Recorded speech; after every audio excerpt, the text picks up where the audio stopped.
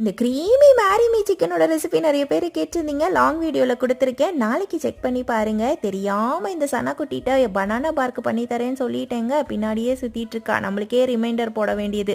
பண்ணிடலாமா? ஒரு கப்பு தோல் இல்லாத நிலக்கடலை வறுத்துட்டு எடுத்துக்கலாம். தோலோடு எடுத்திங்கன்னா முடிஞ்ச அளவுக்கு தோலை எடுத்துட்டு அப்புறமா அரைச்சிக்கோங்க.